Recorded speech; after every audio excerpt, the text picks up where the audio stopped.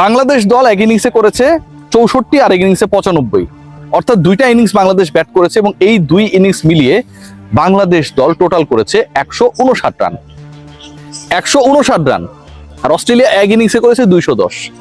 কোন দল যদি তার একটা ইনিংসে 210 রানে অল আউট হয়ে যায়, আপনি ভাবতেই পারেন কি বাজে একটা স্কোর ভাই 210। ওই দলটা হয়তো হারবে। বাংলাদেশ এতটা বাজে, এতটা পচা খেলা খেলছে যে বাংলাদেশ দুই ইনিংস মিলে করেছে 159। 159, যারা ভদ্র তারা এইভাবে বলে। এবং বাংলাদেশ ইনিংস এবং 51 রানে 1.5 দিনে সেকেন্ডের সেকেন্ড সেশনে মোটামুটি হেরে গেছে। আফটার টি 2-3 ওভার টিকেছে। এক ইনিংসে খেলেছে পুরো দল 34 ওভার, আরেক ইনিংসে খেলেছে 38 ওভার। 20টা উইকেটের পতন ঘটেছে বাংলাদেশের, 20 wickets gone.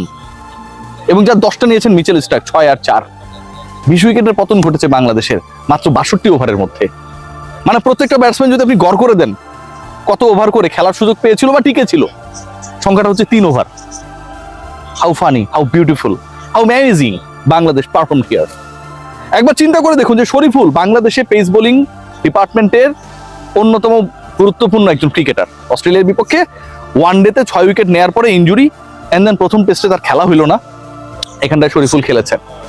After coming back from injury, the way he did, the way he proved himself better than Mitchell Starc. 6টা নিয়েছিল স্টার্ক, শরীফুল 7টা নিয়েছে। অস্ট্রেলিয়ার বিরুদ্ধে অস্ট্রেলিয়ার মাটিতে সফরকারী কোনো বোলারের বেস্ট রেকর্ডের একটা। বাংলাদেশের যে ক্রিকেটাররা রয়েছে পেস বোলিং ডিপার্টমেন্টে, যারা বিভিন্ন সময়ে টেস্ট অভিষেকের পর থেকে খেলেছে টিল 2026 পর্যন্ত, this is the best bowling figure did by Shariful Islam. So এই যে পারফরমেন্স, এই পারফরমেন্সটাকে আপনি ভুলে যাবেন। গ্রেট ব্যারিয়ার রিফ স্টেডিয়ামে ম্যাকাই টেস্টে বাংলাদেশ এতটা অথর্ব ক্রিকেট খেলেছে, এতটা অবিশ্বাস্য ক্রিকেট খেলেছে, এতটা কি বলবো এটাকে লজ্জাজনক ক্রিকেট খেলেছে যে শরীফুল ইসলামের এই যে রেকর্ড একটা হয়েছে, একটা দেশের পক্ষে একটা রেকর্ড করেছেন, গত 26 বছরের রেকর্ড তিনি ভেঙেছেন। সেটা কেউ মনে রাখবে না। 7 উইকেট অস্ট্রেলিয়ার বিপক্ষে আপনি নিয়েছেন, কেউ মনে রাখবে না ভাই। I am sorry Shoriful. এবং এই সাথে সাথে কি সুন্দর মিল, lucky Shoriful getting 7 wickets, unlucky Bangladesh they got out on 0 7 times. প্রথম ইনিংসে 4টা 0, দ্বিতীয় ইনিংসে 3টা 0। যেহেতু দ্বিতীয় ইনিংসে রান একটু বেশি হয়েছে, 64 থেকে 95 গেছে, একটা 0 কম হয়েছে। এক টেস্টে একটা দলের 20 বার ব্যাট করার সুযোগ পায় 10 জন ব্যাটার, তার মধ্যে 7টা 0। আপনি চিন্তা করতে পারেন ভাই, অবিশ্বাস্য, চিন্তার বাইরে। 20 বারের মধ্যে 7টা 0, এবং এই জিরোদের নিয়ে বাংলাদেশের দল। এবং এই যে 7টা 0, এই জিরোর ক্ষেত্রেও সবচেয়ে বড় হিরো হচ্ছে লিটন কুমার দাস। তিনি 2 ইনিংসে 0 মেরেছেন। তার মানে হচ্ছে বাকি সবাই মিলে, বাকি 19 জন মিলে 5টা 0, লিটন কুমার দাস একলা 0, 2টা। একজন ক্রিকেটার খেলতে আসলেন, খারাপ সময় যাইতে পারে, বাট এটা কেমন খারাপ, এটা আমার কাছে ব্যাখ্যাতীত মনে হয়। আমার কাছে ব্যাখ্যাতীত মনে হয়, আমি জানি না কেন, আমি জানি না। লিটন গ্রেট ক্রিকেটার, অনেক বড় cricketer, I am a big fan of him really. Test ক্রিকেটে বাংলাদেশের নাজমুল হোসেন শান্ত, লিটন কুমার দাস, মুশফিকুর রহিম, দে আর দ্য আলটিমেট পিলার। সেই যে ডারউইন থেকে তার জিরোর মহাযাত্রা শুরু হয়েছে, গ্রেট ব্যারিয়ার রিফের এই প্রবাল প্রাচীরের কাছে আসেও সেটা শেষ হইল না। প্রথম ইনিংসে 0, সেকেন্ড ইনিংসে 0। 10 বল খেলার পরে যেভাবে আউট হয়ে গেছেন, উইকেট বিলিয়ে দিয়ে এসেছেন, কোনো ব্যাখ্যা নেই।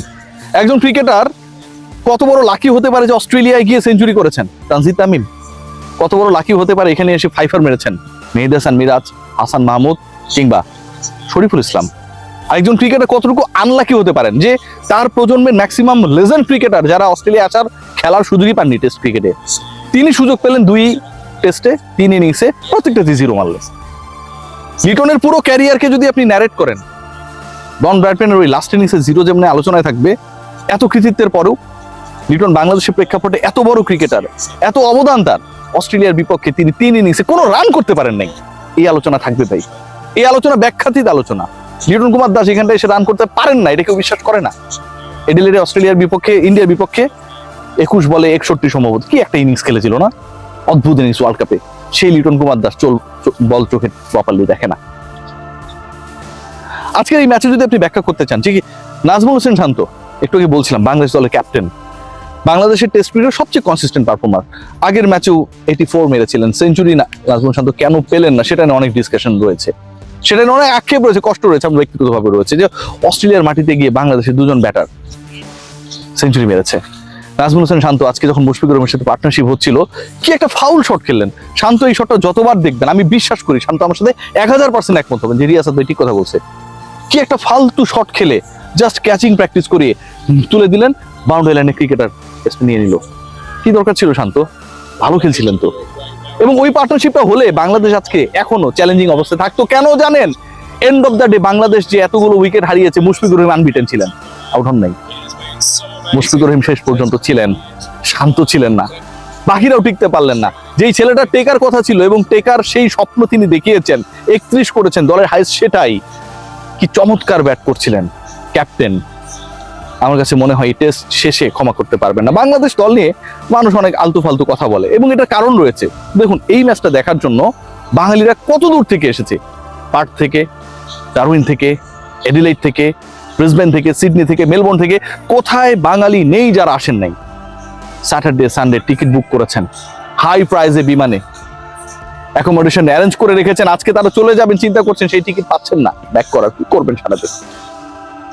হুট করে অস্ট্রেলিয়া ভিজিট করতে আসলে ভালো লাগে যে আমরা দেখতেছি, ছবি তুলতেছি, কিন্তু এরা তো অস্ট্রেলিয়ায় থাকে রে ভাই। কোনো কাজ কাম ছাড়া এদেরকে হোটেলে ভাড়া দেওয়া লাগবে। হাজার হাজার ডলার খরচ করে শুধুমাত্র বাংলাদেশ দলে পারফরমেন্স দেখার জন্য যে মানুষগুলো এসেছে। বাংলাদেশ যখন এরকম পারফরমেন্স করে না ভাই, 5 দিনের ম্যাচ আপনি 2টা দিন পুরা খেলেন, 3টা দিন খেলেন, 4টা দিন খেলেন, 4.5 দিন খেলেন, 1.5 দিনে হেরে যাবেন। 62 ওভারে বেশি খেলতে পারবেন না। 2 ইনিংস মিলে 159 রানে বেশি করতে পারবেন না। 20 বার ব্যাট করতে নেবে, 7 বার আপনারা জিরোতে আউট হয়ে যাবেন। অস্ট্রেলিয়া 210 এক ইনিংসে করেছে, সেই রান টপকাতে না পেরে ইনিংস ব্যবধানে আবার হারা লাগবে 51 রান প্লাস ইনিংস। এই অপমান, এই শেম, এটার ব্যাখ্যাটা কি? বাংলাদেশ দল নিয়ে আসলে যত আলোচনা করি তত বেশি হতাশ হতে হয়। এই যে একটা দারুণ অনুভূতি, টেস্ট চ্যাম্পিয়নশিপের ফাইনাল খেলা নিয়েও আমাদের নট আউট নোমান ভাই সমীকরণ বের করে ফেলছে। এই পারফরমেন্স দেখার পরে সেই স্বপ্ন, সেই সমীকরণ আলোচনা করতে গেলে হাহারি একখান গালি ছাড়া কোনো কিছু কপালে জুটবে না। আজকে বাংলাদেশের এই পরাজয় চোখে আঙুল দিয়ে দেখে দিয়েছে যে বাংলাদেশ টেস্ট ক্রিকেটে হয়তো ভালো করার চেষ্টা করছে, ভালো করছে, ইনফ্যাক্ট ভালো করছে, সেটা আবার হয়তো না, সেটা ডেফিনেটলি ভালো করছে। বাংলাদেশ পাকিস্তানকে ব্যাক টু ব্যাক হারাচ্ছে, বাংলাদেশ অস্ট্রেলিয়ায় গিয়ে অস্ট্রেলিয়ার বিপক্ষে জয় পাচ্ছে, বাংলাদেশ কত বছর আগে নিউজিল্যান্ডকে তাদের ঘরে গিয়ে হারিয়েছিল। Definitely they are doing pretty good, but তারা যেভাবে তাদের পারফরমেন্স, তাদের মান সম্মান ডুবাচ্ছে, একজন ক্রিকেটার আপনি ভাবতে পারেন বাংলাদেশ একটা সময় পেস বোলার পেতো না, সেই জায়গায় শরীফুল, হাসান মাহমুদরা কি পারফরমেন্স দেখিয়েছে। 5 উইকেট পাচ্ছে অস্ট্রেলিয়ার এই ব্যাটিং ডিপার্টমেন্টের এগেনস্টে, 7 উইকেট পাচ্ছে বাংলাদেশের পুরো বোলিং ডিপার্টমেন্টের 26 বছরের ইতিহাস ভেঙে দিয়ে। সেই জায়গায় ব্যাটাররা যখন এইরকম লজ্জাজনক পারফরমেন্স করে, দল যখন ভরাডুবির শিকার হয়, তখন সেটা নিয়ে সমালোচনা হতে বাধ্য। বাংলাদেশের ব্যাটিং কোচকে অনেক আকাশে তুলেছিলেন লাস্ট ম্যাচের পরে। আমি মনে করি দ্যাট ওয়াজ আ ফ্লুক। ওই ম্যাচে তানজিদ হাসান তামিম অবিশ্বাস্যভাবে ভালো খেলেছেন, নাজমুল শান্ত রেগুলারই ভালো খেলেন। ব্যাটিং কোচ থাকুক আর না থাকুক, শান্তর জন্য দরকার নেই। কিন্তু এটা হচ্ছে রিয়েল পিকচার। ব্যাটিং কোচ কতটা প্রভাবশালী আর ব্যাটাররা সেই প্রভাবে কতটা প্রভাবিত, সেটা রিয়েল পিকচার। কি জানেন? সেটা রিয়েল পিকচার আপনি 64তে অল আউট হওয়ার পরে যখন 95 বেশি করতে পারবেন না। আপনি 64তে অল আউট হওয়ার পরে যদি পরের ইনিংসে 295 করতেন, credit you can give to the batting coach, যে তিনি আসলে মাথা ঘুরিয়ে দিয়েছিলেন, থিঙ্কিং এর জায়গাটায় পরিবর্তন এনেছিলেন। বাংলাদেশ করতে পারে নাই, বাংলাদেশ করতে পারে না। এই দলকে নিয়ে ভাবার রয়েছে। বাংলাদেশের পেস ডিপার্টমেন্ট যেভাবে বাংলাদেশকে অবিশ্বাস্যভাবে একটা জায়গায় নিয়ে গেছে, বাংলাদেশের পেস ডিপার্টমেন্ট বাংলাদেশকে যেভাবে এমন একটা পর্যায়ে নিয়ে গেছে যেখানটায় আপনি কনফিডেন্স নিয়ে বলতে পারেন, কনফিডেন্টলি আপনি বলতে পারেন যে আপনার দলে আর কিছু থাক আর না থাক, বোলাররা একটা কম্পিটিশন ক্রিয়েট করতে পারে। লাস্ট ম্যাচে সেটা করেছিল, পাকিস্তান এগেইনস্টে করেছিল। ব্যাটিং ডিপার্টমেন্টের এই ব্যর্থতা, 20 বারের মধ্যে 7 বার জিরোতে আউট হয়ে যাওয়া, লিটন কুমার দাসরা ইনিংসের পর ইনিংস ব্যাট করলেও শেষ পর্যন্ত রানের খাতা খুলতে না পারা, নাজমুল শান্তরা সেট হওয়ার পরেও যেভাবে উইকেট বিলিয়ে দিয়ে আসেন, এগুলো আসলে প্রফেশনালিজম কিংবা কনসিস্টেন্সি কোনোটা কি ইঙ্গিত করে না। Shameful performance team Bangladesh.